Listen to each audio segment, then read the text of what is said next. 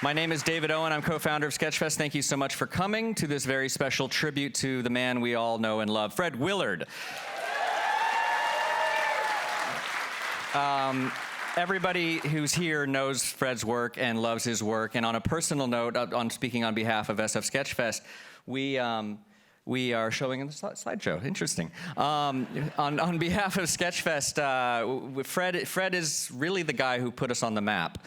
We started 16 years ago as just a tiny little independent sketch comedy festival with some local groups. And in our second year, we somehow managed to talk or cajole Fred Willard into bringing his Hollywood players and performing on our stages. And that sort of validated us and made us something and brought us attention, and that sort of led to other people coming. So we really owe a big debt of gratitude to Fred Willard for all of his support for 16 years, and we're really happy to be here with some of his closest friends and collaborators. So, and we have a really great moderator who is also a good friend of Fred Willard, and I'd like to bring him to the stage now. Please welcome Mr. Kevin Pollak.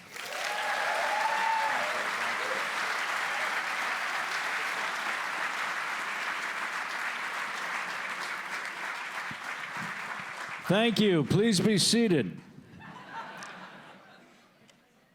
Thank you, Dave, for whipping them into a frenzy.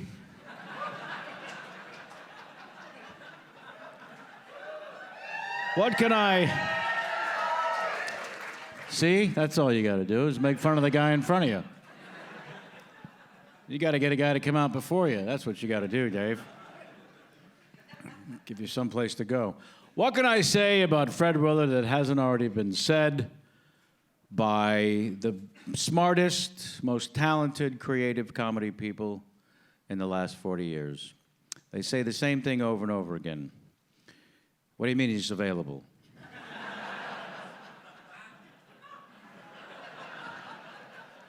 On the IMDb page, there are 284 film and television credits. The math doesn't even work.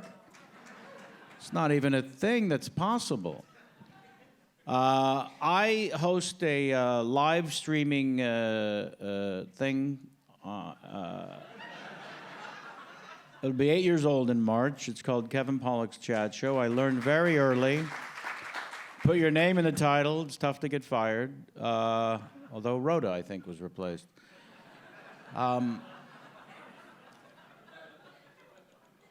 And we've done almost 300 of these live, long-form interview, Charlie Rose, but fun.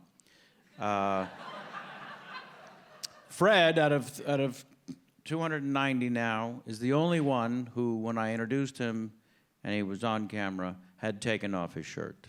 Was topless. Yes, there were others that I had wished that had happened, but not so much. Jane Campion comes to mind.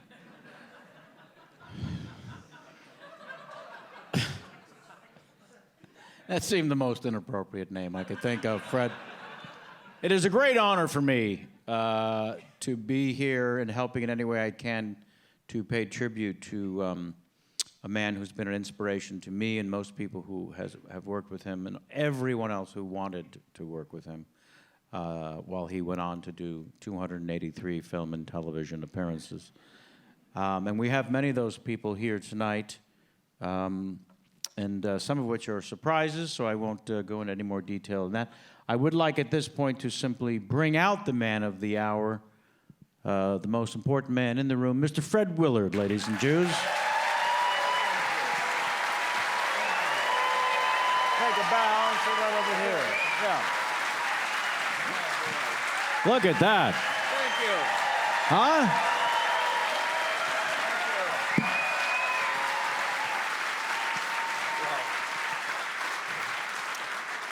Fred, I think my first question is fairly obvious, and that is, how many pairs of socks did you say no to?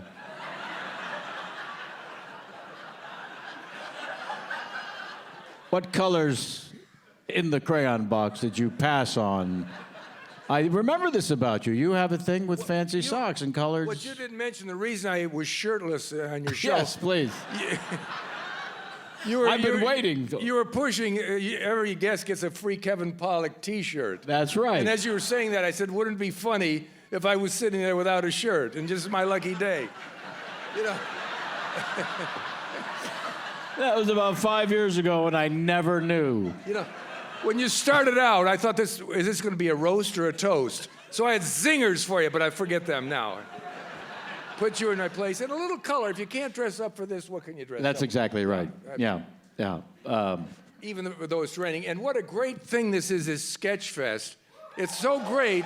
Do you remember your first visit or early visit? I kind of remembered, but I was reading through the paper today and just very quietly, oh God, no, I forgot his name, from Minnesota. Garrison Keillor was doing That's the one? Has not even connected with the Sketchfest. He did a show someplace here in San Francisco last night. He was performing last night in town and had nothing to do with Sketchfest. I don't think he did, but it's just one of We shun Garrison Keillor. We... Show us a few minutes, Garrison. Let's see. I don't know if the crowd will like that, the quiet mumbling. Okay. Yeah. But that's about it for Garrison me and Kevin Pollak. Where the people are pretty. Okay. Garrison, A if laugh or two. I wanted Kevin to do this whole interview as Christopher Walken, but he said, nah, too much. We'll get into that a little later. seems disrespectful. Yes. But I will ask you this, Fred. That's all we're going to give him. Let me just say, I'm thrilled that we're able to sit down, and I realize if Elvis had been able to sit down in his shows, he would still be performing in Las Vegas. It's all that standing, you're caught in a trap. Bah. Although sitting down when his final moment came, as it turns out. But let's not get too quiet here. There's sitting in motion. You know, let's keep things in motion. Yeah. Let's keep bursting forward. When did you get into town? Let's start there. Oh, A couple hours ago? I wish it was a fantastic story. We came in yesterday and did a little show here called Celebrity Autobiography, which I've done.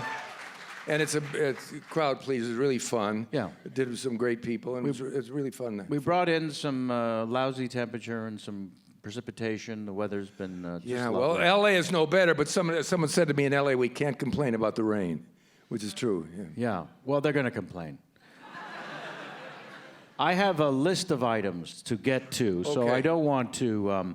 I will say, when you hear this ridiculous number, 283 IMDb, because I know my own thing has been exaggerated, so I can't imagine, when you hear a number like that, does any of it make sense? No, it doesn't. No, I don't know. Maybe some shows change titles midstream, and you get credit for doing 2 shows. Right. Every now and then...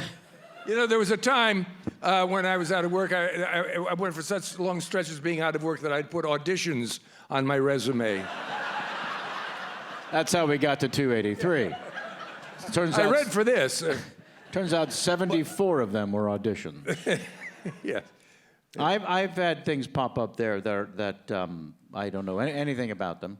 No, you forget, yes. No, I mean new projects that I don't know anything about. Oh, no. Yeah, they send you a script, you agree to read it, and then it ends up on the IMDb page. Yes.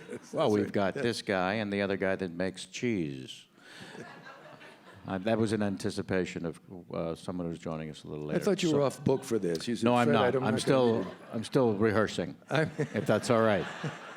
I'm such a fan. Is it Fred?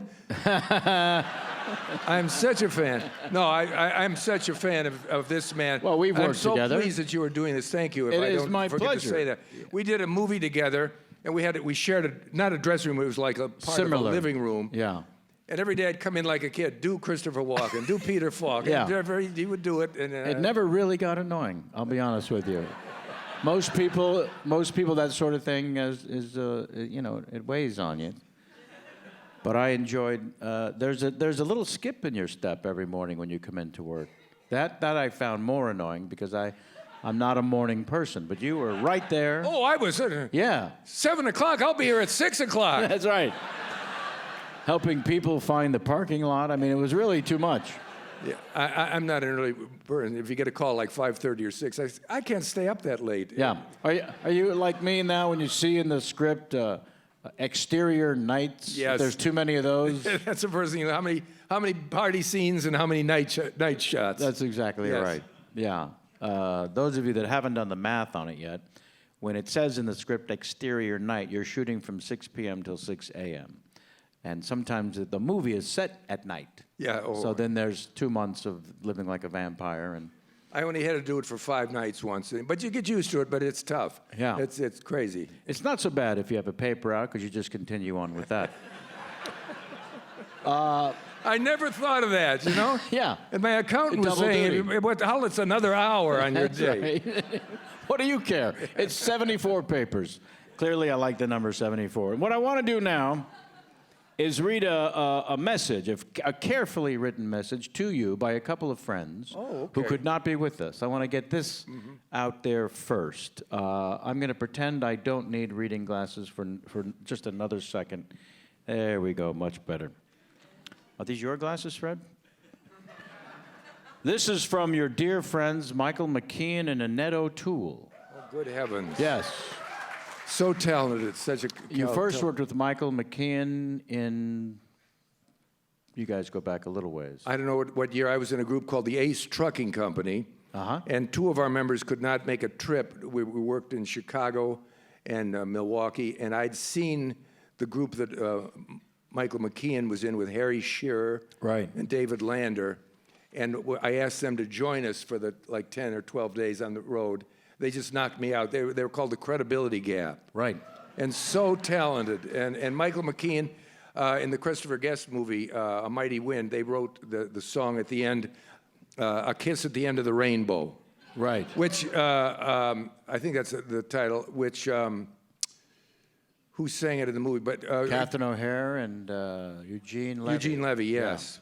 But we'd go to Michael's Christmas party occasionally, and when he'd doing so, he said, "You could do Kiss at the End of the Rainbow," so he liked me for that. Oh, good. It was nominated for an Academy Award. That's right. But didn't make it. But it was a wonderful It lost song, beautiful out that song. year. I will sing it if we. I think we have to be out of here at a certain time. If we get that 10-minute extension. I'm hoping we go a little I have a short. 3-piece group here waiting to come on. Yeah. There are union people. They say, I'll say one song. I got to talk to Kevin and the powers that be. That's right. Here they are now, Michael McKean and Annette O'Toole. Oh, their message, yes. Yeah, their message.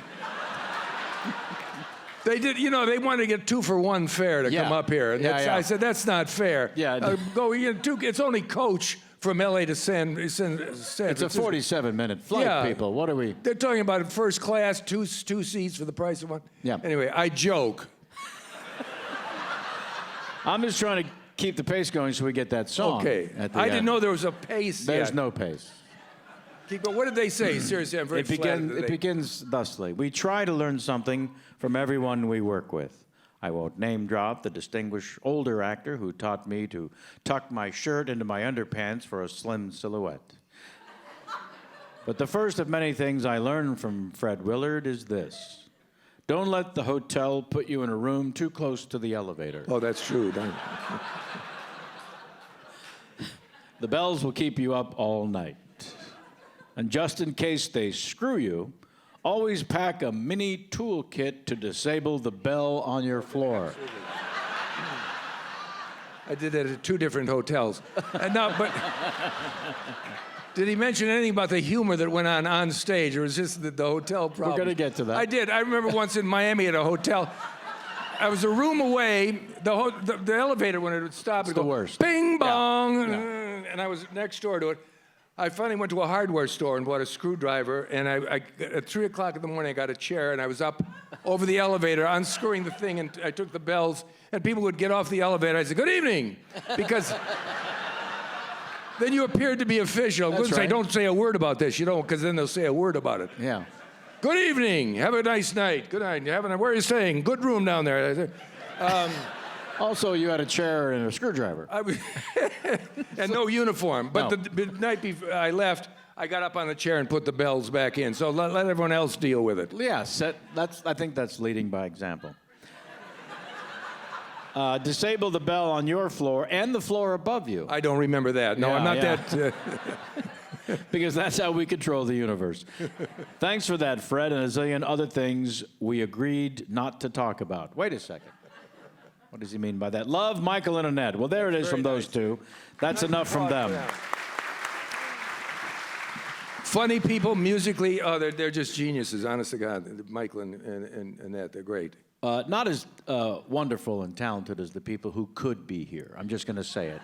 Oh, no, but, got to give credit to, though they couldn't, the whole airline thing, they want to get, rebates and what do we get?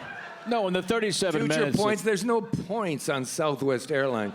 You're not flying, where, you're in line, you're 34th in line, and you start, I'm 34th, you're 35th, you're behind me. It's the little thing. That's right, and you walk down the aisle, and every middle seat is empty, and everyone else is kind of sitting like this. They don't want to look at you. Very little eye contact on a Southwest flight. Yes, Even but God during bless the them, they're flight. usually taking off on time. Yeah, well, we'll see about that. This next portion, I'm not going to show you what's coming. Not that there's a little bit of surprise here, but part of that surprise involves you and I rising from these pretty comfortable chairs and gathering over there so that it's not just the audience that can see what's happening on the screen. Because these are tributes to you. So I'm going to give you the podium to stand next to and look back. You can leave your mic behind. This is what got Elvis, was that stand and do that Suspicious Minds. And he said, I'd like to sit, Colonel, if I could. No, Elvis, if you stand. Colonel Tom was a bastard. Colonel Tom Parker, but yes. He's the reason Elvis never played in Europe and throughout the world, because Colonel Tom had his passport taken away. I've heard that, yes. Yeah. Let's bring Colonel Tom out now. First, well, we'll just let these play. And I'm just so sorry that I'm not able to attend this fabulous event in person tonight. But unfortunately, I was bound by a previous commitment to spend the evening having a quiet dinner with Pat Sajak. But it's so easy to say admiring things about Fred, not just because he's one of the few people in the comedy business to still have major gangland connections. I've known Freddie since the Ace Trucking Company's material was fresh.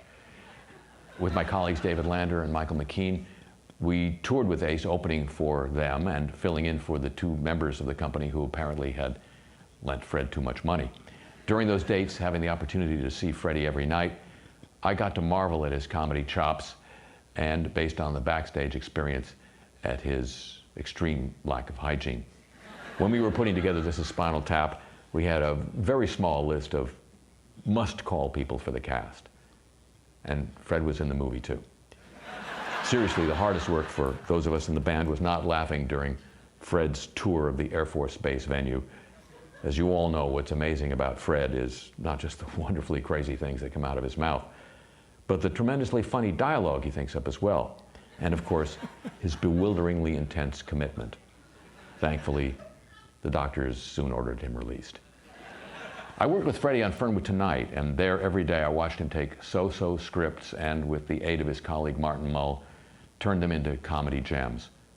Why that show is not a staple of comedy rerun channels now can only be due to the many bridges Fred has burned in the industry. Just reviewing here, this is Fred Savage we're paying tribute here to, right? Okay, right. The only real direction I've ever gotten from Christopher Guest was in the film For Your Consideration. I was playing a third-rate actor who fancied himself Oscar material. He was being interviewed by a Hollywood infotainment host played by Fred Willard. Fred was already in position on a director's chair facing mine, and as Chris walked me over to the set, he put his arm around my shoulder, and in tribute to Fred's improvisational skill, he spoke just 3 words to me. They were, "Don't even try." Fred, in all seriousness, you're too old to be acting like this. Please keep it up forever. All my love. Oh, and Pat Sajak says hello, too.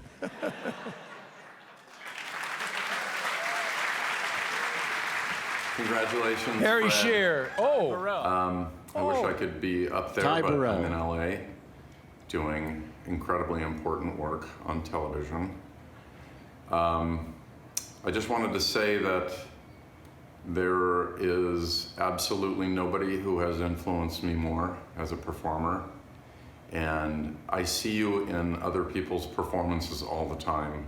So I want to say thank you on behalf of myself and the thousands of other people who have brazenly ripped you off for years.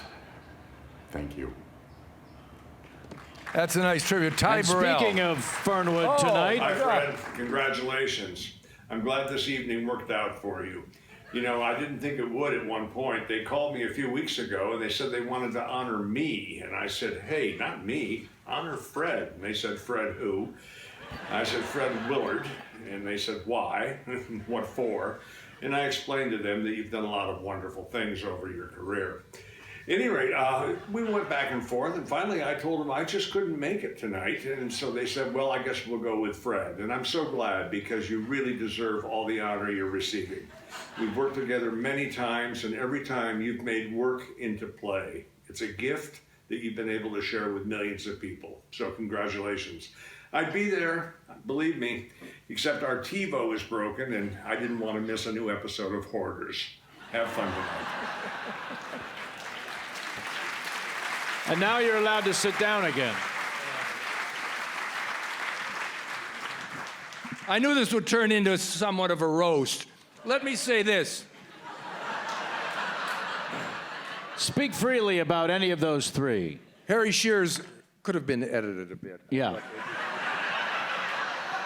Little known fact, if anyone knows Harry, he refused to have any cameramen or technical people in the room. That was a self-done. He won't work with other people. Ty Burrell, God bless him. Sure. That really touched me. And Martin Mull, I don't think that the TiVo thing was not true. I think he just didn't want to get out of that damn chair. Seriously, though, I'm very touched, because I know that's a pain in the neck. They come to your house, put on the camera. It takes an hour to set up the lights and all. I'm very touched. That's very nice. It is. Yeah, no, it is quite the intrusion. Nothing like having to get on a plane and flying here just for this.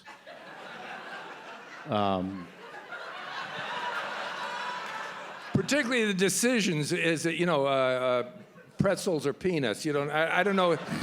Can I have both? No, sir. You ordered tomato juice. Can you want the pretzels or the peanuts? There is one more piece of film that we're not getting up again for. Oh, all right. That's for them. You'll hear it and love it, and it will help us introduce our next person who was willing to get on a plane, loves you so much that he traveled to this wonderful city just for you. Remember Ralph Edwards'? Yes. But yeah, this is Yeah, like yeah. that. This You is recognize your the life. voice? Mm-hmm. Embarrassing about See that. if you recognize these voices. Roll the clip. Teenagers learn about life from other teenagers and from the groups that sing to them.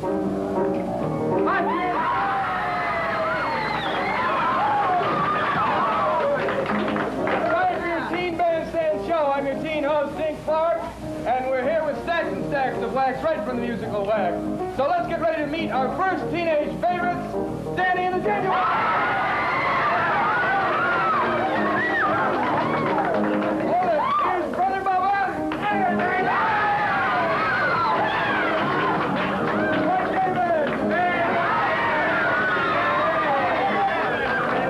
Here's Danny Genuine.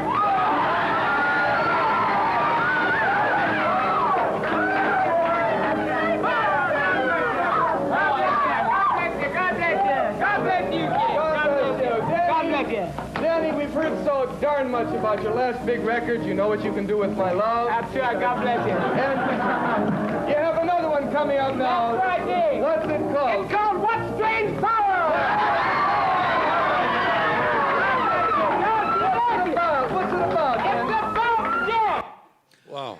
I was told that was only supposed to be a minute. Sorry, Fred. It was. It But just it- seemed much shorter. I could feel people saying, "Oh, more." Where was it? Yeah. That was Second City. Second Yeah, City. it was with Your David scene partner. in that, your scene partner in that. Robert Klein and David Steinberg. And Right. it would appear that we had a 20-person cast. Right. I think that was some special TV thing they did, but that was a sketch we had. And all all- those dancing girls, I don't remember them at Second City. Sure, we don't remember them either. We do remember the three of you from that graduating class, you and Robert Klein and David Steinberg, all three comedy icons. David couldn't get on the plane, but we do have, gonna milk that plane joke, apparently dry. Comedy icon from the comedy Mount Rushmore. I can assure you, as someone who started in stand-up comedy, this was is a tremendous talent that influenced how stand-up comedy is done for many generations to follow, Mr. Robert Klein.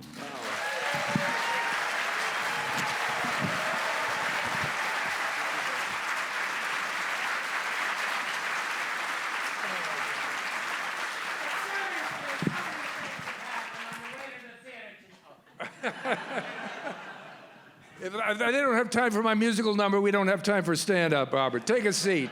Robert Klein, I influenced him. We would be backstage at Second City, and he'd come every night and do some story. Some guy threw a wrench out on Webster Avenue, and you did James Dean, and it was Christmas time. He'd say, "What is Christmas to me? I got no home. I got no family." I'd say, "Robert, you got to do this on stage." And the next time I saw him in New York, he was not only starring in a Broadway show, but being managed by Rollins and Jaffe and doing a stand-up career. Well, I used to do it kind of James Dean. What is Christmas to me? He liked the New York accent. You know, Willard. I called him Willard. Willard, what the hell's happening here? Willard. But we had funny hats on. And, you know, on a Saturday night, there'd be... Chicago was so hot that time, you know. Like Steinberg once, we were like the Beatles in Chicago. And a Saturday night, all these dated couples, and then we're, you know, have funny hats on. We wondered why we're in the business. Anyway.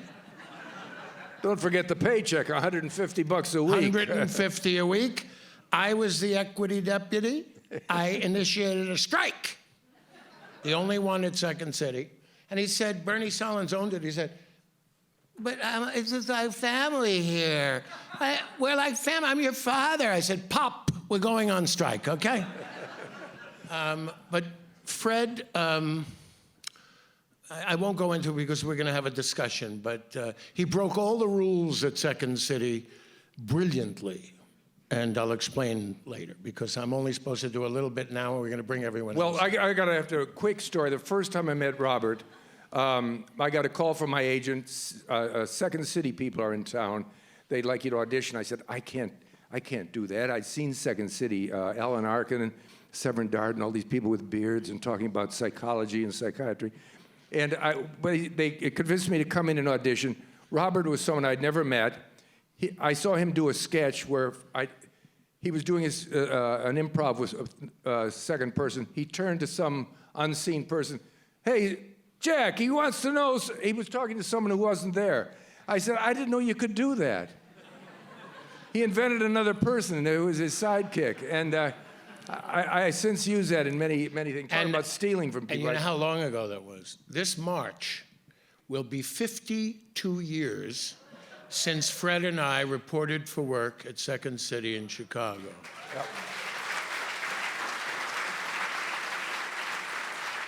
It was so charming because my mom brought me, and she said, "That's Bob Klein. I've been a fan of his." I joke. I ask you to kind of...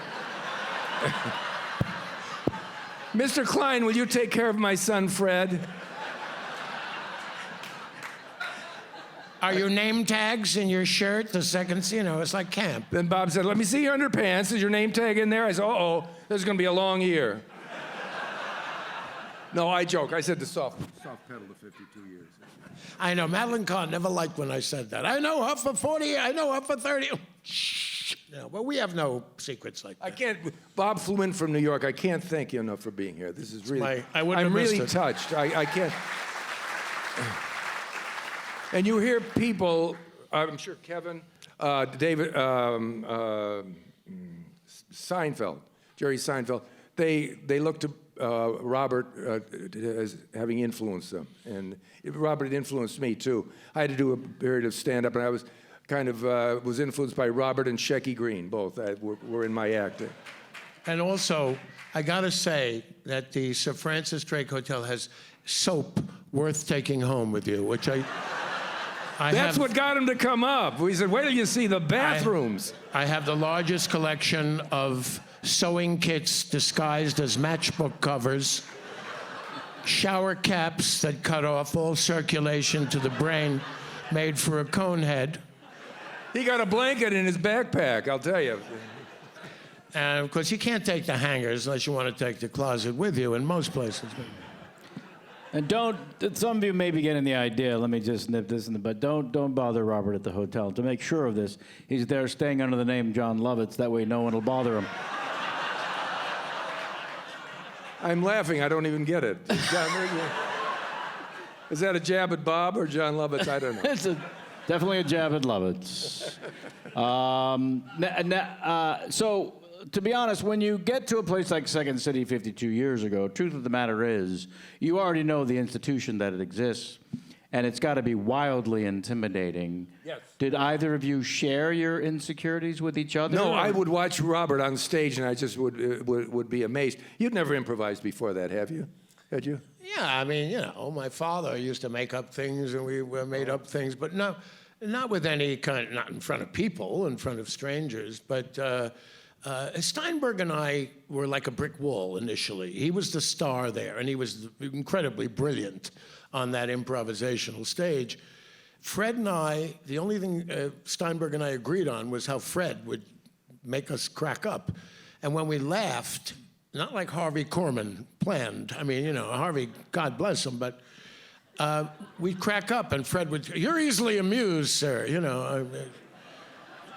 There's a way that he has that is just incomparable. It's unique. Well, that is the thing, right? There's certain performers, and this is said about Fred constantly, that they have something that is truly unique in an art form that is copied and Xeroxed and not original 98% of the time. So Fred, where the hell did this original thinking come from? Were you just a free-minded? Because it seems to me when I've worked with you and seen you, there's no editor that's... Which gets in the way, is my point. The editor gets in the way and stops you from being funny. You don't have that. What you hear is only a small fraction of what's stuck up there. My wife is here. She will tell you. She'll say, "Please, stop. Yeah. Go to sleep. Stop." So there is an off switch at some point. No, there is, yeah. Yeah. I think we just saw it. Yeah. Well, you were kind of like a teacher there. I said, I better get straightened up here. All right, let's keep moving. What time is it? I guess Robert, I guess the music thing is gone. Robert, are you okay if we bring out the next... What did you say? Are you right we bring out the next to pay tribute? Bob would like to do 7 minutes on the Little Rascals. That was I heard that on the...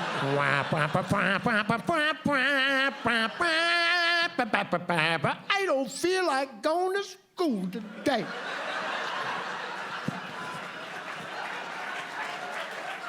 That was how many years? 52 years? It was 42, I think. It was more like 32. Every once in a while, Robert will come on a TV show. I'll say to my wife, "Oh, Bob Klein is on TV." And every time he hits a home run, I end up... A lot of times you don't really laugh. You can appreciate something. No, but I mean... I'll watch a lot of comedians. Why are you looking at me when you say that? I want to make sure you're still here and taking a break. Because you have a thing there about a 10-minute coffee break in between. It's not that long a show, you know. But Bob will make me laugh every time. That's for years. And not just, "Oh, I've heard that," or "I know he's doing this shtick." It's always something original, always kills me. I just pulled that out of the air, and he did 2 minutes of Little Rascals. Anytime. We have another small clip by way of introduction for our next speaker, performer, creative. I'm just going to say it. Do I have to stand up, Colonel? Annoyingly talented, unfairly talented, a friend, and yeah. So let's, you stay seated. Okay. We'll listen. This is a clip from SNL that you and she did, also a minute or less, and then she'll come out and speak. Roll the tape. I really need your drunk bimbos calling me at 5 in the morning, and I really need you calling after 3 months just to give me grief. Look, I think I'll be going. No, it's okay. Stay, get some sleep. The hell I did. You walked out on me. Well, that's not the way I saw it. Do you have a cold or something? Are you taking care of yourself? What?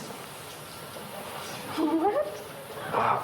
Maybe I'll run along. No, stay. No, there's no one here. I'll go. Never mind what I'm wearing. Well, I'd like to see you sometime. No, I've only been going out with creeps.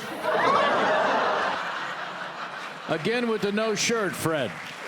Please welcome Ms. Laraine Newman!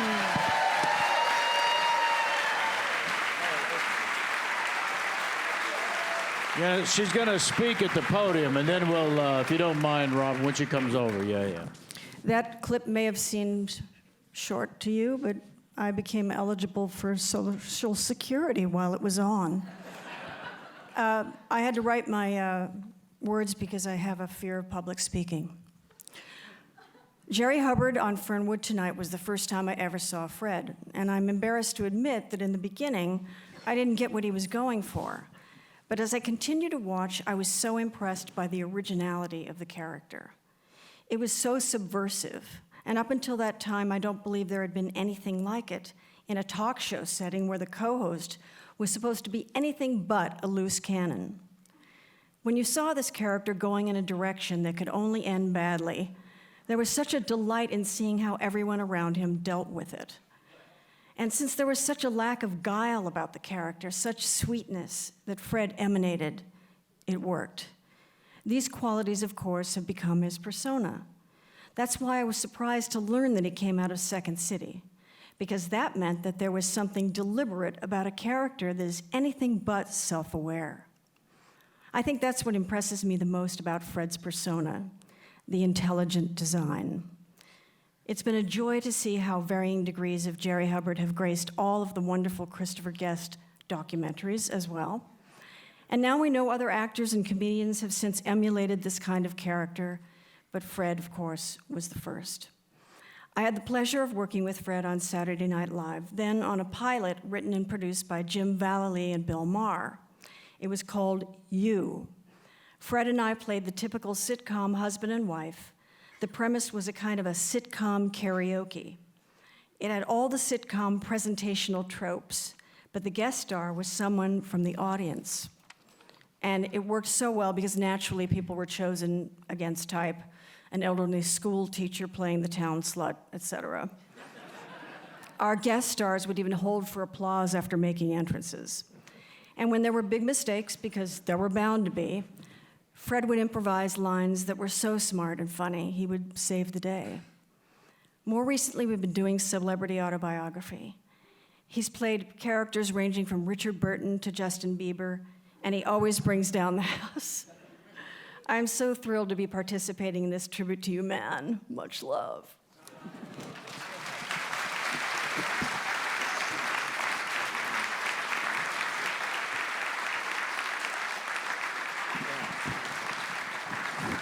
Thank you, Laraine. And can you imagine, that was from Saturday Night Live. I hosted it, and suddenly I'm in bed with Laraine Newman. And it's just what was going through my mind. And actually, I thought, at the time, and the night when the live show, what if I wasn't wearing shorts, got out of bed completely starved? And I said, God, that would get a lot of publicity. And then something, one of those things in my head said, no, Fred, don't do that. Okay. Yeah. Thank you up there.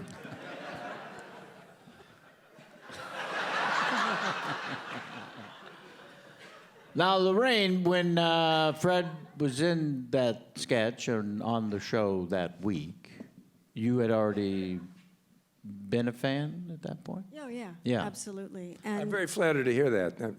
yeah. And also, Don Novello wrote a series of sketches that was the failing shopping mall, and he was the owner of the Scotch Tape Boutique. Yes, yes.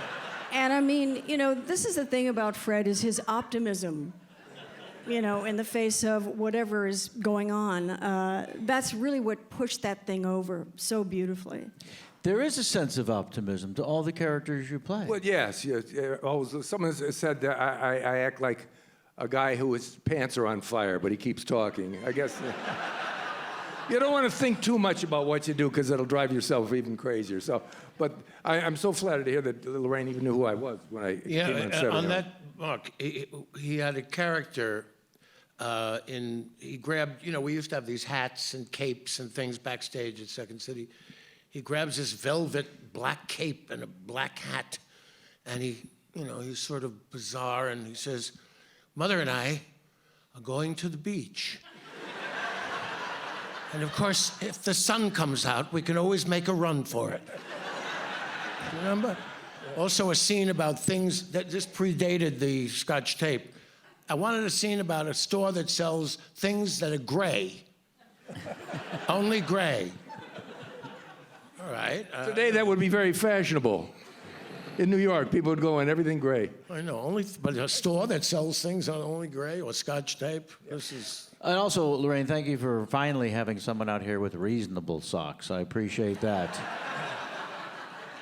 Well, just plain purple isn't unreasonable. Robert went a little over the top. Laraine is in black.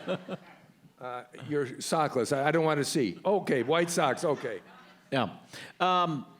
Let's bring out, because there are... this is our final guest we wanted to pay tribute to, who actually, again, made the trip. Let me say, they did that scene later. I just did the one show, and Gilda played my wife, my widow. My husband passed away. I'm keeping the Scotch Tape Boutique open. I'd be a little sad. I said, I'm dead. I'm not there. Anyway, go on. Who are you? When you saw the sketch later, they kept the Scotch Tape store? Yeah. And John Belushi would come in and say, "What do you have? Videotape? No, just Scotch tape." Well, his character was razzing you too, because he knew that, you know, the place didn't have that, and gave you false hope. Yeah. And then ran out laughing. It was brutal, brutal. We're going to show a clip now that will help introduce our next comedy icon. I'm just going to say it again. So let's roll that tape so we can get him out that much sooner, because he's giving me the eye over here. She is really giving him a thorough going over. Are all judges that thorough? I mean, yes, she looks yes. at the teeth. It's very important that all the attributes are examined. Teeth, eyes, ears, Ouch. gums. Am I seeing right? Where's she putting her hands now? Just checking out the dog's testicular area to make sure that everything is intact. Hate to go out on a date with Judge Edie Franklin, have her judge me. That'd be no fun. Would you please take your dog down and back for me, please? Now she's having the dogs. Why do they have them run away from them and then back up? What's the point of that? What are they looking for? Looking for the gait and movement of the dog, and it's very important to see the small angles. So Edie will be checking out this in particular. Good way to judge a woman. Have her run away from you and then run back. You know, those birds on Carnaby Street. Yes. I'm used to seeing them run away from me more often than run towards me. Yeah. Now, what is that? That's a bloodhound, isn't it? I think this is a tremendous dog, and I would say maybe in 2 to 3 years this could be a champion dog. But I just think it may be a tad immature for this year. Just trying to get a little playing time in. And take your dog down and back for me, please. You know what would be funny? I don't know if they can do this, just an idea off the top of my head. Why did he put on one of those Sherlock Holmes hats and put a little pipe in his mouth? Are they ever allowed to do anything like that, dress up a dog in a funny way? No, that's not quite what the purpose of these shows But is. it would, I think it would really get the crowd going. You know what I mean? The Sherlock Holmes hat with the pipe. I don't know if you could make it look like smoke's coming out of the pipe. I think that would be a little dangerous. I'd get a kick out of it. Now that looks like a fast dog. Is that faster than a greyhound? Well, if you put him in a race, who would come in first? If you had a little jockey on him going. Let me ask you this. If you're going to put him on a football team, which would be your wide receiver, which would be your tight end?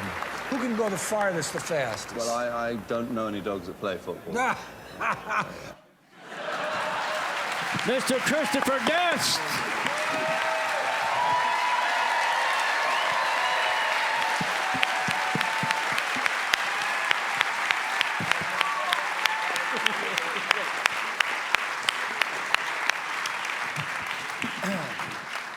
Chris is going to talk. You don't know how difficult this is.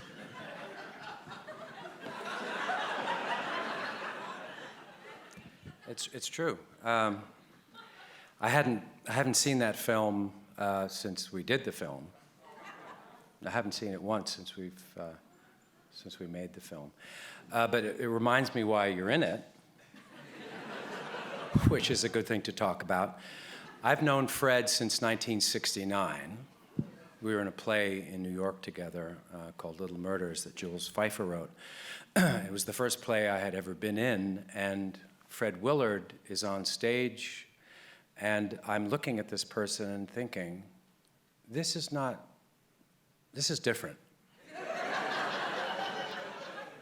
I don't know anything about this. I don't know what he's doing. I don't know, but there's something, people are laughing, and it was instructive for a young actor. I was 21, and I had never seen anyone like Fred, and I guess my point is that there isn't anyone like Fred, ever. There never will be anyone like Fred. His originality is something that I cherish. I've been fortunate to have him work in some films I've done, a lot of films that I've done, and each part is memorable, and he's unique, and the characterization is unique, and he's the only actor, and there are some funny people in those movies, I should say, that people have a problem with, they call it in England, they call it corpsing, which is laughing. There was a scene in Waiting for Guffman, we were shooting it, and it was a scene, I think part of it is in the film, and Eugene Levy walked out of the shot because he was laughing.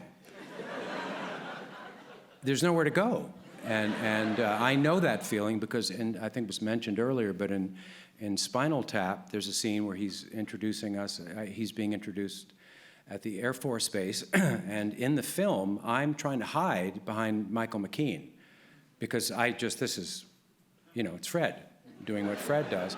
But it's quite remarkable to be in a film and, I'm directing this film, the scene, and Eugene just leaves. It's the only safe place, really, with Fred.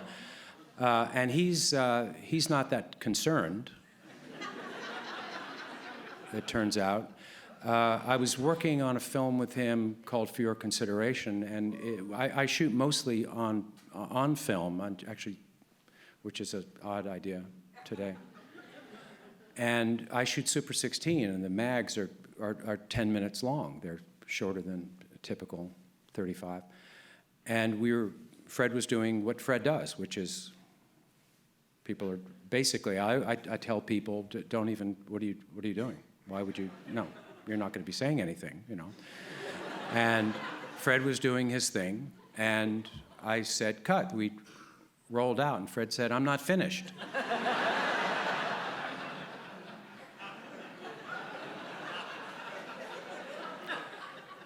He wasn't.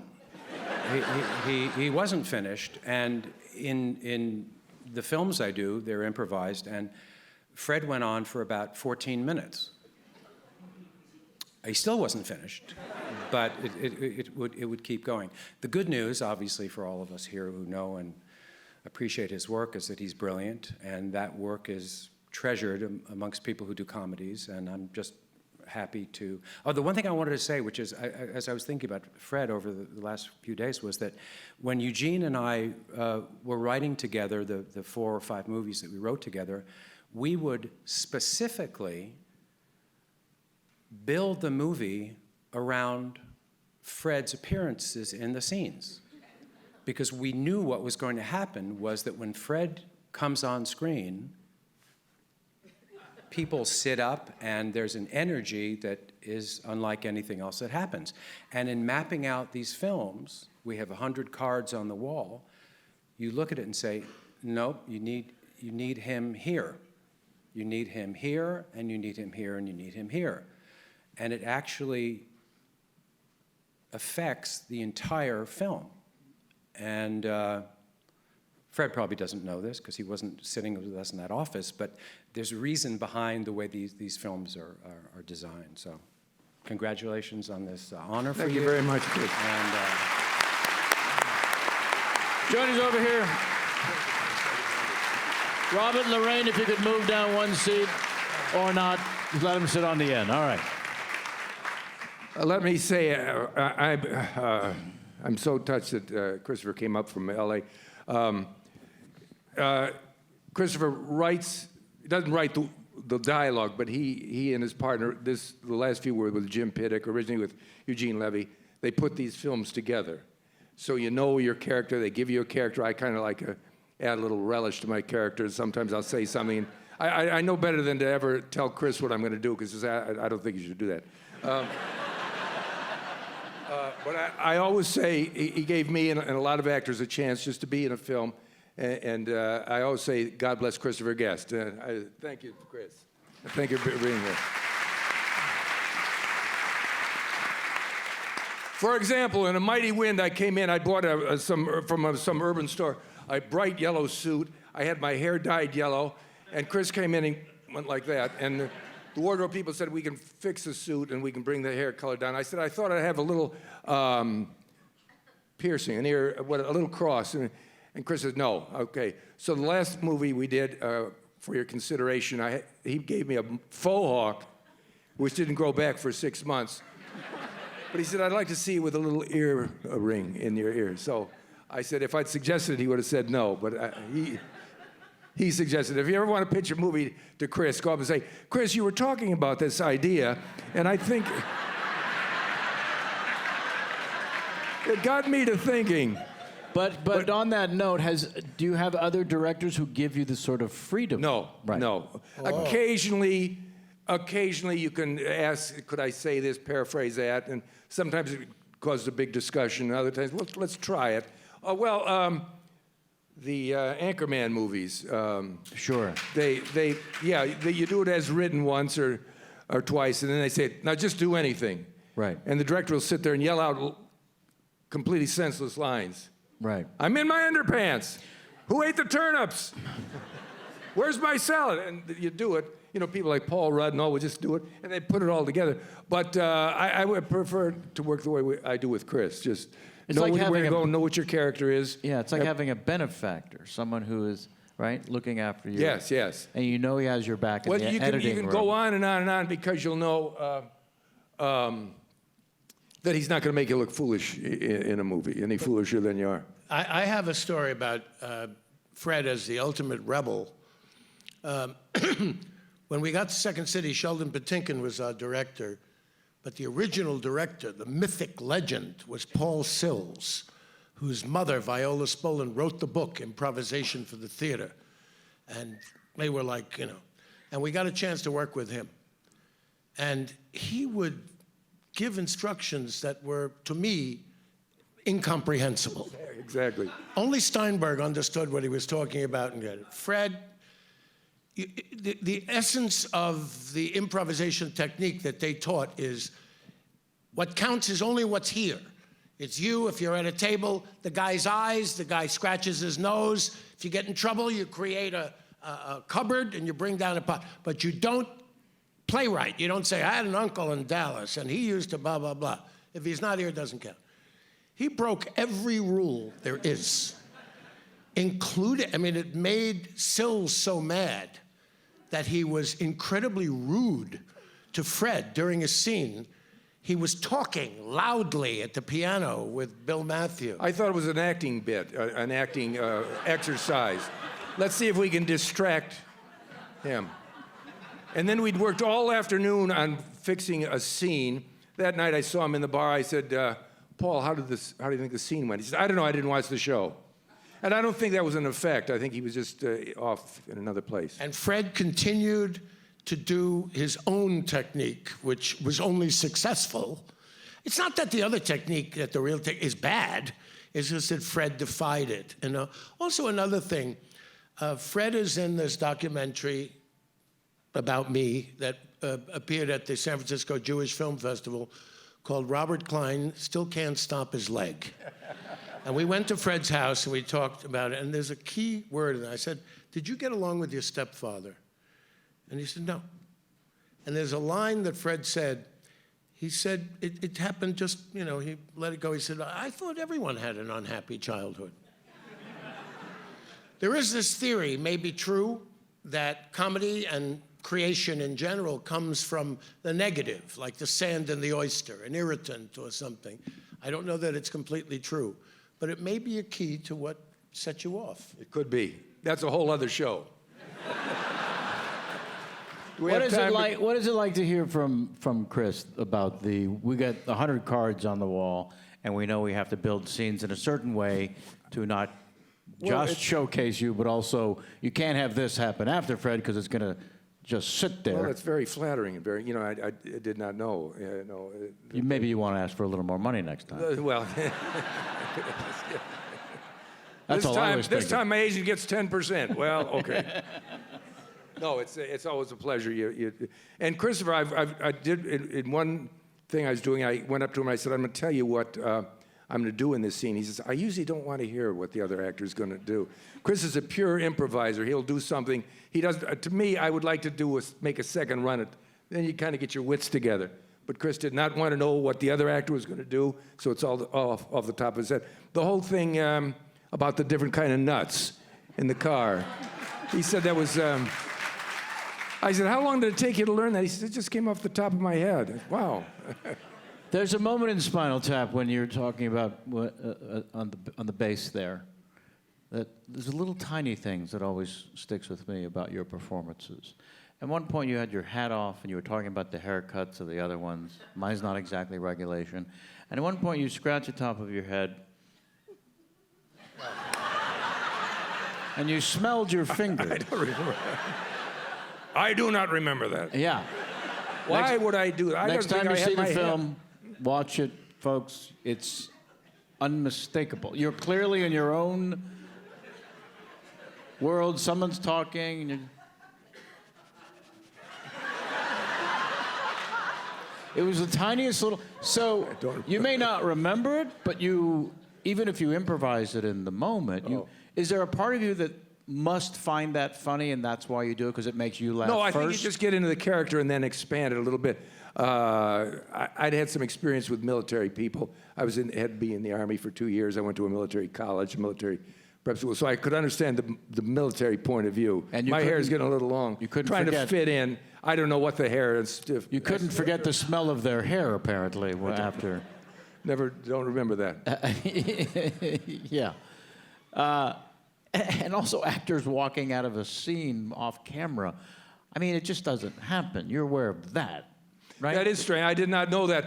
Although in one movie I was talking to Eugene Levy, and if you know Eugene Levy, he's a perfect target. And I said to him, in character... That's not how this works. No, you remember. No, he's going to San Francisco. Did you driven or did you flew? But... I was talking to him, and his character was kind of a stupid character. I said, "You look like a man who spends a lot of time in the bathroom." I don't know what that meant. That may have been what sent him out of the room. Into the bathroom. He may have gone into the bathroom. Which reminds me, I got to go. Thank you very much, Fred. Now, do you think there was something in your memory that someone not terribly intelligent was spending a lot of time in the bathroom? I don't know, just because it bathrooms doesn't are all make a lot of sense, Fred. It could be anything. I just wanted it came out of left field. Sure. Yeah. Well, I didn't pre-plan it. Again, no editor, the freedom of just saying. Although in Best in Show, I did plan. Christopher told me what my character is. It was modeled after Joe Garagiola, who was the color man on the actual Westminster Dog Show, which incidentally, I tuned in the Westminster Dog Show. I said, is this Best in Show? You really captured that. And so I planned jokes. No, I planned jokes, and I came up, we did it in Vancouver, and you were having dinner with, I think, Eugene, and you said, join me, and I was very flattered to sit down with Eugene and Christopher. And I came over, and I said, so, have there been a lot of Shih Tzu jokes in the movie? And they said, no. I said, there's going to be. But about a half of them just came from, and working with Jim Piddock, who was the straight man there. People ask me, they say, he's a real dog person. No, he knew nothing more about dogs than I did, and he played it perfectly deadpan and just long-suffering, and he was wonderful. So, do you have more notes? Chris, is there any, Fred will do something and then you'll have an idea. How much steering is going on in directing someone like Fred? Is it just free rein? It can't Well, be. there's steering beforehand, but there's not steering during or after. Fred was in a film I just did called Mascots, and there's a scene with a small person, Brad Williams, wonderfully talented actor, small guy. And I said to Brad, this is Fred, who Fred is. And he said, I can't believe I get to work with him. And I said, you realize what's going to happen. The intention, the writing of this premise is an insensitive person talking to a small person. And he said, I can handle this. And I said, okay, because that's what's going to happen. And it did. And there were no boundaries in what Fred did in his not understanding how a person could be small. And Brad really held his own. He really was. He was there with Fred. He wasn't just sitting there. And those takes are probably 10 or 12 minutes long. And I think we did it a couple of times. And once it's agreed upon in terms of the character, I don't say once we've, apart from the costume thing, which comes up quite a bit with Fred, which is how about this? And I say no. Apart from that, his work as an actor is the work that he does, and the work that you see I think it's a pretty good representation of what you do in the movies. I think he gets to hit clean up and hit a home run always. And so no, there's no meddling, and I think that's typically the way I would work, hiring the people that can do that kind of work without messing around, but just respecting what they do. In preparation for that particular scene, Fred, when the Brad was warned that you were going to be fearless in your efforts to not be politically correct. Yeah. I never put a thought in. I just started. What actually would come to my mind may be elevated by a few %. Are you going to be small? Oh, well, afterwards at the screening, I saw him. I said, you're still sticking with the being short. It's his trademark. No, but Christopher will never... the only time I've been stopped once or twice when I say the wrong thing for the plot of the movie. Don't say that he's married, or don't say that he's single. But other than that, we'll do one take, and then he'll say, okay, let's do it again. One more time. I'll say, should I repeat the same lines? Well, do what you want. And then occasionally after a take, he'll come up and I'll say, was that funny? He'll say, no. Will it be in the movie? No. Okay, what we're going to do is move, and then it'll end up in the movie, of course. But that's why I said it was very difficult to get Christopher to stand. You don't know how rare that is for Christopher to stand up and give that speech. I'm still failing about it, Christopher. Thank you. The other thing, which I forgot to mention, is that the films I do are 95% handheld cameras. It's not 2 cameras, which is interesting because you have the flexibility of moving around and doing some things that I need to do as a director. The bad news is that the cameramen laugh. And in the case of that scene with Brad in Mascots, our main DP, Chris Kachikas, who has a great sense of humor, he's the A camera, A meaning it's on Fred. We had to do image stabilization.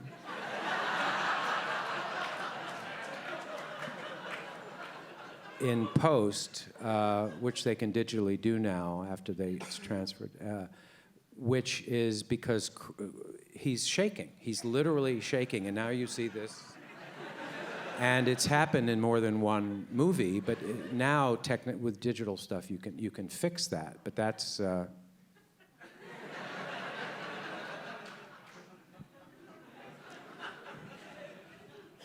doesn't happen in Anthony Hopkins movies. You should see the outtakes from Laurence Olivier's Hamlet. It's a riot. Right. He doesn't really have an English accent. No. Nope. That was not unfunny. That's kind of funny. Can I tell the incident about the amateur hour? We used to do a sketch at Second City, probably one of our best. I had actually been on the Ted Mack amateur hour when I was 15 years old in a group called the Teen Tones. We lost to a one-armed piano player from Missouri. This was an amateur show. You have to be very old to even have remembered it. The guy had a stump with rubber at the end, and he played, I believe, a Mozart sonata for 4 hands. He was a busy son of a bitch, but he was... Anyway, we decided to do a sketch about this, and Joan Bassey, who was ill-suited to Second City, she was kind of a Shakespearean actress, her talent was imitating someone having a catatonic fit. And so when she came out, and Fred was the MC, he was Ted Mack, and I said, what are you going to do? I'm going to do, someone doing a catatonic fit. She was a little old lady, and he said, go into your routine, go ahead. And she went, and she just, okay, Mrs. Right? You try to get her out of it, you know. He went like this, he then clapped his hands. Then Steinberg comes out. And he waits and looks, and he says, looks like a catatonic fit. One of the biggest laughs of all time. But then he topped it. When the laughter rhythmically subsided just enough, he goes, one of the very best we've ever had here on the Amador. Remember? I mean... I do now. Everybody cracked up, and I mean, the laugh was so big that Steinberg had, and then he came in, one of the very best catatonic fits. We want to offer a chance to have some of you ask some questions, as is the tradition with these sort of things. Does someone have a microphone to get to people, or if not, you'll have to stand and speak in a theatrical tone, volume. Certainly. Nothing political or about history. I'm not good at history. Wow. And no history. No history questions. Who stood up in the aisle. Yeah, here we go. We met twice in front of your hotel. Yes, I was and in like the lobby. A prostitute in front of the St. Francis Hotel. I tried really hard to hug you in front of your hotel. This will cost you, miss. Oh, I'm sorry. You were really afraid. Yeah. Is there a question for the guest? No, okay. Best of show. I know you do a lot of improv, but with the dogs. Talk about that a little. Well, two things. Did you go to the restroom for 10 minutes? What happened? No, 2 things I noticed. not only I was at a Westminster dog show, and also the dogs, we didn't actually look at the dogs. We'd seen film of them the day before. We had to do it by memory. But they were kept off to the side and holding pen. The people who owned the dogs only treated them with love. And it was good to see. There was never, do this or do that. There were, one lady had sent her dog ahead on a plane. The other one didn't like airplanes, so she drove him. So it's always with love. Never, nothing for Peter to get involved in. No animals were killed during the making. Killed, no. Not every animal was flown. Yes, please stand up and ask your question, sir. Hi. Can you just share your favorite story from the Fernwood Tonight days? There's nobody here from the panel. We'd love to hear some stories from those days. Well, I know they called me in, and they said for this show, Fernwood Tonight, they said it's going to be, you're going to be like the Ed McMahon guy. And I said, well, I don't know. There's a lot of people who could do that. I started giving them names of people who would be better at it. And they said, well, just, I said, no, I don't want to do it because I'd done a pilot for a sitcom, like Space Patrol or something. I was going to be a TV sitcom star. And they said, well, just sit in on the panel for the week for our rehearsals until we find someone else. And after the first day, I had seen Martin Mull perform on stage, and I was knocked out by his, I mean, he took no prisoners. He was just wonderful. He made me laugh so hard, and I laughed so hard. By the end of the second or third day, I went up to Norman Lear. I said, I think I'd like to do this permanently. So that's how I got into it. And Martin Mull, you could not top him. I would have a joke, and he as if I said, I didn't tell him what I was going to say. He would top it. He was wonderful to work with, and we were such wonderful characters. That also is a whole other show going through the characters. Tony Roletti, if you remember, who came on, and it was always my first words to him is, hey, that's a new toupee, isn't it? You bet it is. And you could not insult him. Always easy seating down where Tony's performing. But there's a great fun. And we didn't realize how popular it was until about after 30 episodes, we went on the road to promote it, and people just went crazy about the show. And I came back and said, people really love this show. Oh, no, we don't. But it was great times. Thanks for asking. All right, where's someone in the upper deck? I don't want to forget you. You were kind enough to go the extra stairs. Hi. Yes, sir. Yeah, I'm sure everybody here has their favorite scene from the many movies and things you've been in. My personal favorite is from Waiting for Guffman. And you bring up your soon-to-come penis reduction surgery. That was all Christopher Guest's idea. But I wanted to know how that goes. In fact, he said there's a scene they wanted to shoot of me in high school running the high hurdles, and after I jumped over a very high hurdle, it had knocked it down. For some reason, they didn't feel it. But it was my idea in the Chinese restaurant to talk to Eugene Levy and tell him about my surgery and stand up and start to unzip my... I said, you're a dentist. Give me your opinion. No. That was my idea, but the whole concept was Christopher's. And then he goes into his Johnny Carson, and it's just end of scene, because it's one of the funniest things ever put on film. Do you have a personal favorite where you came up with a line like that, or do you have something to think is funnier than that scene? I would love to know. Have you This seen Rogue man One? is asking you to challenge. I'd have to ask a whole... I did have a line in a Mighty Wind. It was cut out of the movie, and I meant to ask Christopher about it.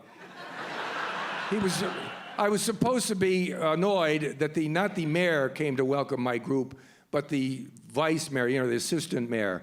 And he was a little short guy. And so I said, well, thank you for coming, and on your way back home, give my regards to the rest of the Lilliput Guild. And I thought it was the funniest line I'd ever come up with, and it was not in the film, but that's a whole other thing. I want to thank, I'm not going to get into that with Mr. Guest, because all week I kept saying to my wife, Christopher Guest is not going to come up from Los Angeles to be at this, and here he is, so thank you.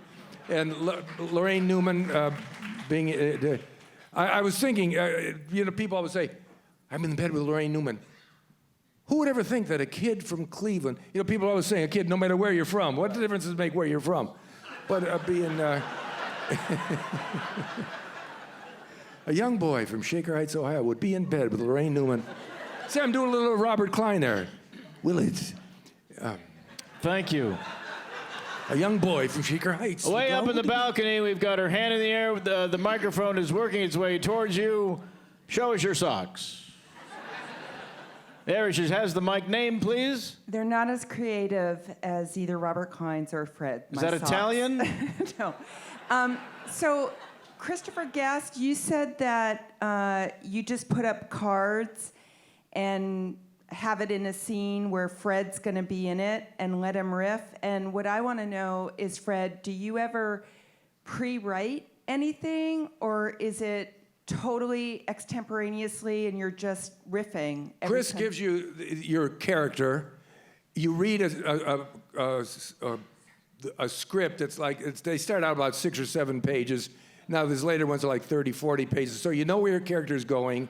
So you do a lot of homework. You think, what would this character do? What would he think? I have a whole background. You know, a lot of actors write down the background. I never did that, but you could tell me where this guy went to high school or college.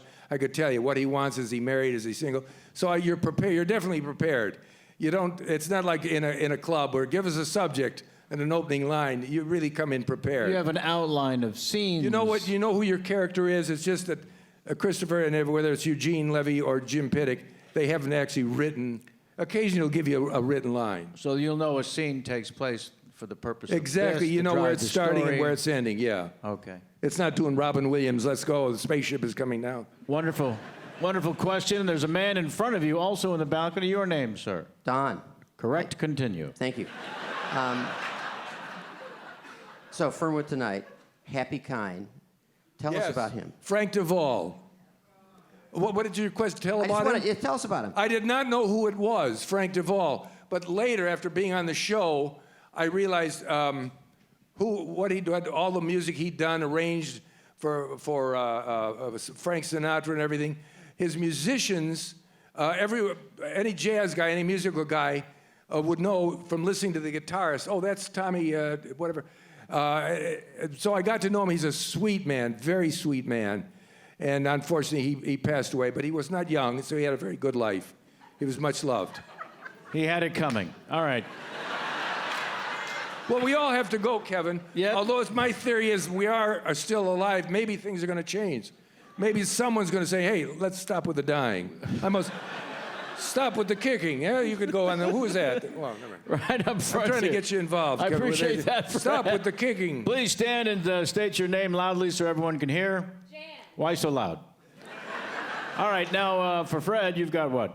Yes, so what's your theater origin story? You said you were an MP for a couple of years. What brought you to the arts? Once you got out of the armed forces, how did you get into the... I didn't know. I always wanted to be a baseball player. Not even a big league baseball player, just a minor league baseball player. Just a guy in the neighborhood. Then I got out of... at the time, you had to serve 2 years in the Army. It was a draft. And I said, maybe I'll go to New York. Maybe I'll be a disc jockey. And then I said, maybe I'll be an actor. So I went to an acting school. And I met another guy. He had a very good sense of humor. And we started working on sketches. To make long story short, we ended up being on the Ed Sullivan Show and the Tonight Show. Vic Greco. Greco and Willard, yeah, so you could look it up. We did about 5 Ed Sullivan shows. He was a very funny man. He's also passed away. But I've always loved sketches. So you were a comedy team, and you had sketches to do together. Yes, there's 2 of us. Yeah, and it was tough as a team because if you go into a club and you bomb, whose fault was it? You know, but then later I worked with a group called the Ace Trucking Company. There were 5 of us, 4 guys and a girl. If we bombed, and the owner said, "You're not doing a second show," I say, "Great. Where can we go to dinner? There's no problem. We'll go. Where was our next date?" There's a group of you. Yeah. Over there in the back, we had a gentleman. Please stand up if you would. Address the Senate. Yes, Mr. Senator. The character you kind of play, or a lot of your characters seem to have a common thread, and I'm just curious if there was a moment in your comedy career where there was maybe an aha moment where it's like, oh, I'm not the straight guy, that came about while you were young in your career. He wants to know when you let everyone know you were gay.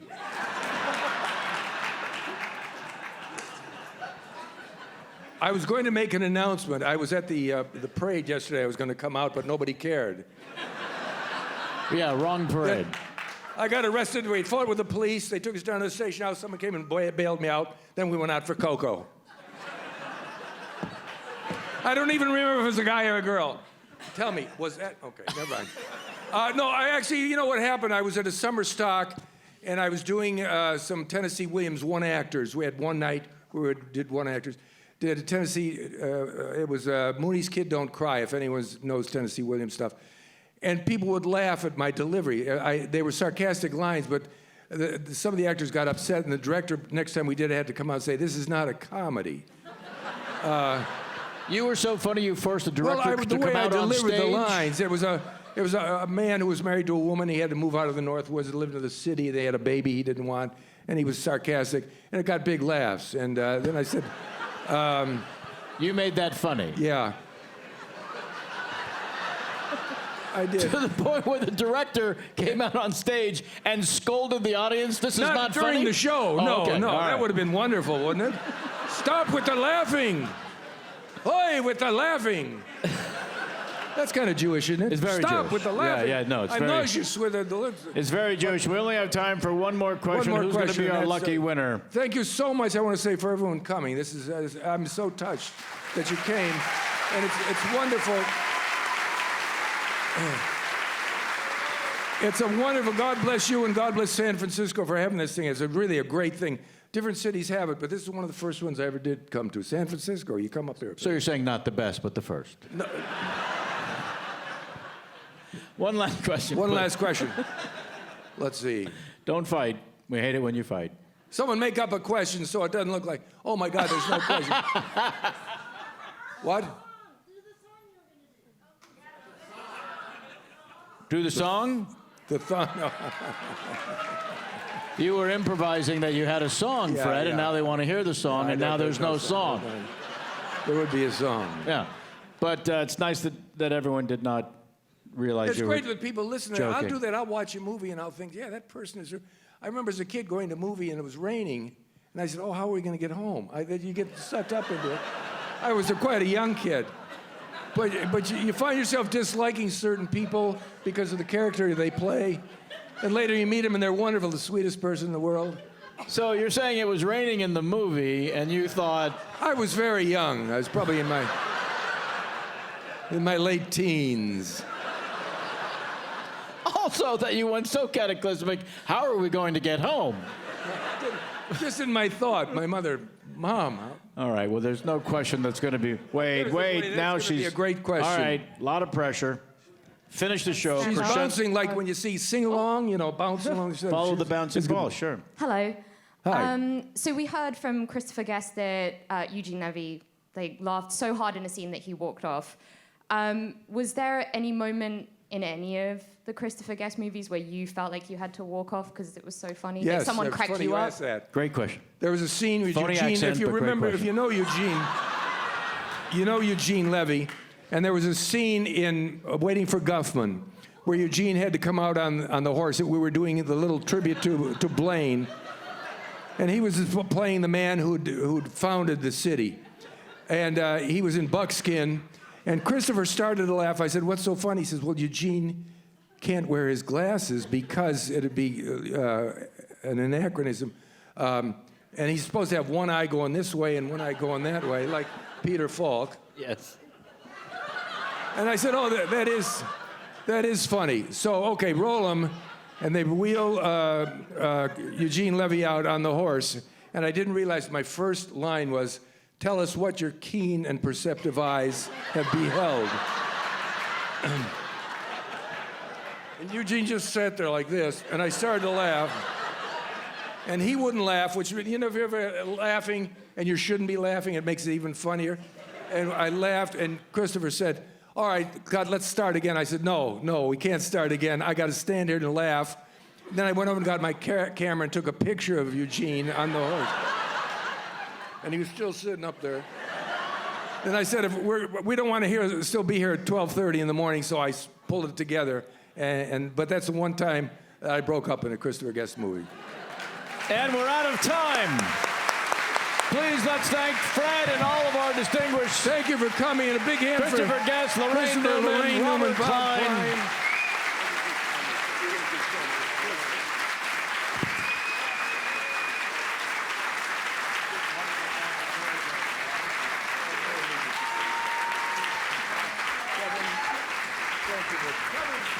Kevin Pollak, he didn't do Peter Falk or Christopher Walken. Thank you for doing this. Excuse me. Excuse me a minute.